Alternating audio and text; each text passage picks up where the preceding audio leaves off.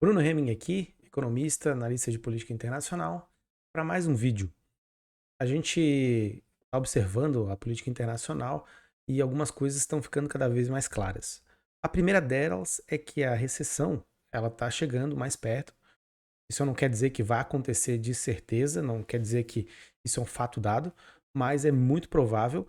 Mas o que está certo, o que está se encaminhando para se conformar como uma realidade, é uma desaceleração forte das economias mundiais. E o que a gente vê pela Europa é isso. Alemanha, França, diversos países do continente europeu já desacelerando, fazendo contingenciamento para uso de recursos, né? A França fazendo contingenciamento para uso de recursos hídricos, a Alemanha para temperaturas em ambientes públicos, por exemplo, porque todo mundo quer poupar gás, já que há uma guerra acontecendo, e a Rússia ela tem usado o seu gás como uma forma, uma arma para barganhar com os países do Ocidente para que as sanções sejam aliviadas por o lado da Rússia. E o que de fato está acontecendo é isso, porque não está sendo possível sancionar a Rússia da forma como esperaria que fosse possível, e por isso o desempenho econômico da Rússia não está sendo a catástrofe que se esperaria que fosse em outro cenário.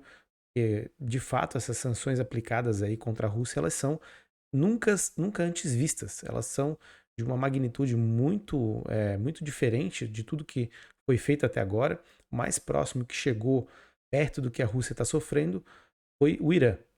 E agora, né, contraditoriamente ou ironicamente, está à beira de ter um acordo fechado com os Estados Unidos de sofrer menos sanções, talvez até grande parte das sanções que sofria até então sejam tiradas, para que volte a fornecer petróleo e isso regule de novo o mercado de petróleo e as quantidades ofertadas de petróleo. Isso é um problema muito sério para os Estados Unidos, principalmente. Né? Um outro vídeo que eu fiz aqui, eu falei sobre a inflação nos Estados Unidos, e como a eleição de meio termo está chegando por lá, nada melhor, nada mais importante para os Estados Unidos do que ter formas de manipular, né, no sentido bom para eles, né, mas de gerir essa crise, aumentando o nível de petróleo disponível, a oferta, e pressionando o preço para baixo. Já o grande vilão, entre aspas, né, porque não está diretamente envolvido na guerra, mas é o país que se coloca como outro polo, né, que é colocado pela mídia em geral como outro polo, que é a China, está desacelerando fortemente.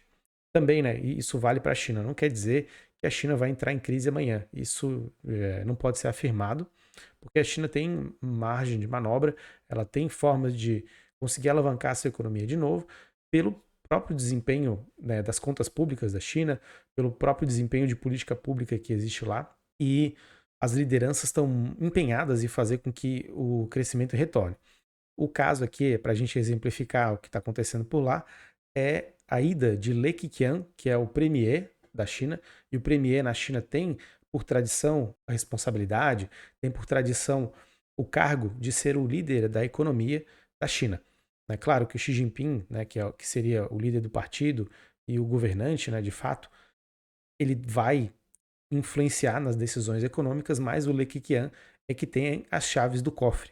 Ele foi na província de Guangdong, é onde tem cidades como Shenzhen, e Guangdong, né, a região de Guangdong, ela é uma região portuária.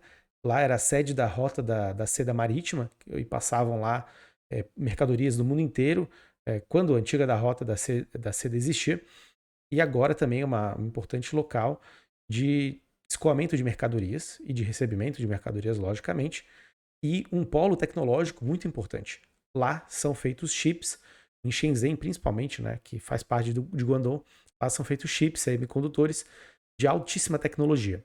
O Li Keqiang foi para lá para mostrar que o governo quer sentir o que está acontecendo na economia, está de olho, vai lá colocar a mão na jugular, né, para ver se o sangue está passando na economia chinesa, e também entrar em contato com players da região, né, que é uma região importante, como eu acabei de falar. O líder da economia estando lá, isso representa, isso sinaliza que os dados econômicos que saíram da China não vão ou não são tão preocupantes quanto se achava, ou que podem ser revertidos.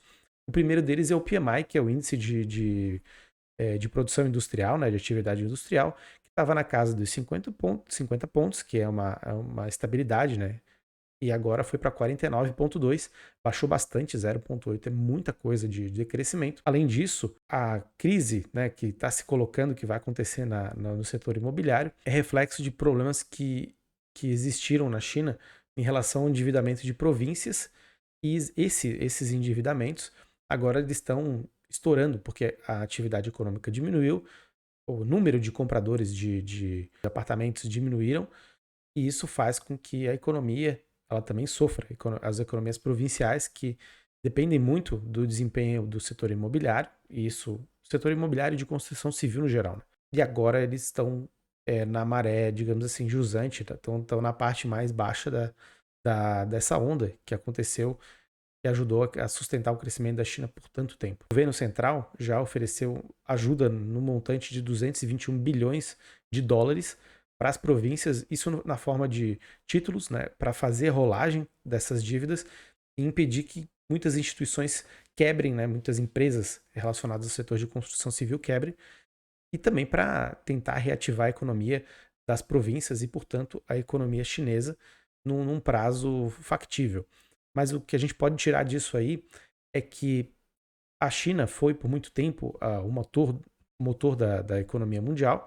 Muitos países contavam com a demanda chinesa para exportar minérios, produtos e também receber da China esses produtos a um preço muito baixo, porque além de ter um custo de mão de obra relativamente barato, a China sempre foi muito produtiva.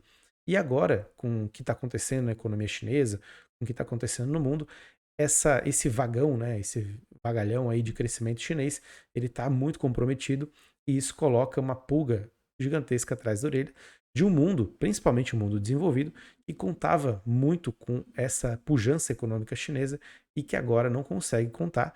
E além de tudo, estão tendo que pagar mais caro por itens que são de sobrevivência básica, como grãos e combustível, né, petróleo, gás.